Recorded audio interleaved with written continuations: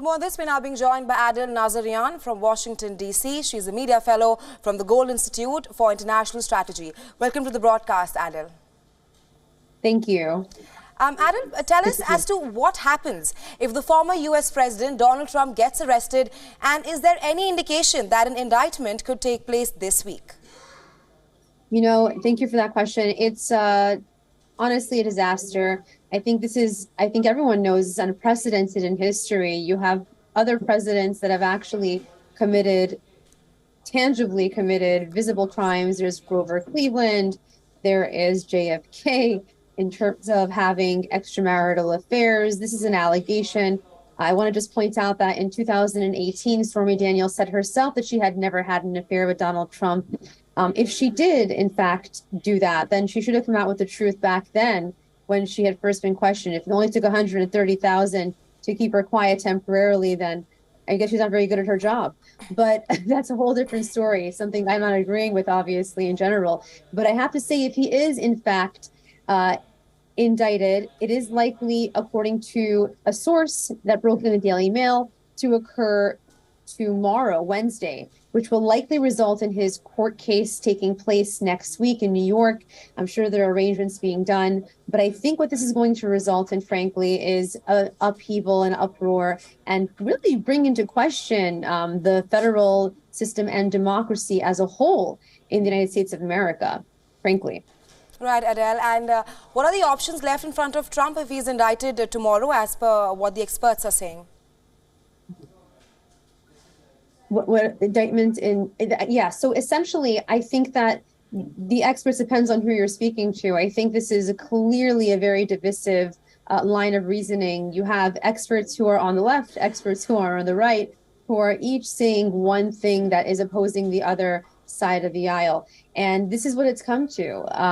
I think that this will result in a political upheaval. I think that we've seen reports of 36,000, I believe it was, or 64,000, not sure what the exact number is, of police officers throughout New York, in DC, who are preparing for an uproar of protests. And so I don't really know whether this is a healthy barometer for the future of our democracy, of America's democracy, frankly. But I do see this only further dividing the country. And I think what you're going to also see is further divisions in the Republican Party, frankly. And that's coming in 2024. It's a very, very dangerous game to play. Right, Adele, I was just coming to that the security situation has also been beefed up in New York after Trump urged his supporters to demonstrate if he is charged. How is that likely to pan out?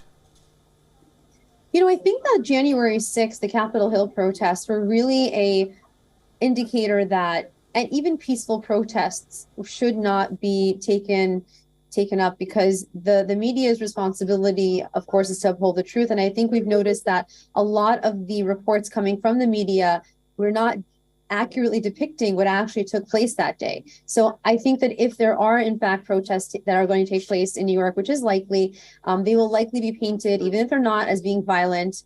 And it's going to try to pin Republicans in a very negative light, and Trump supporters specifically.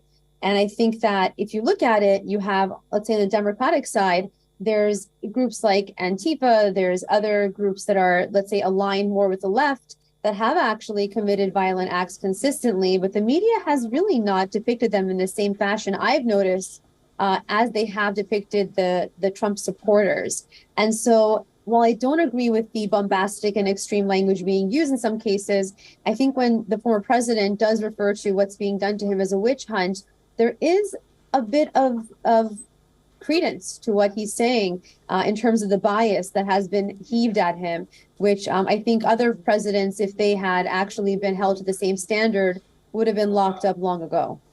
Right, Adele, just to follow up to what you said, that Trump has called this a witch hunt. Many Republicans also say that the justice system is being weaponized for political reasons. How are the prosecutors responding to that?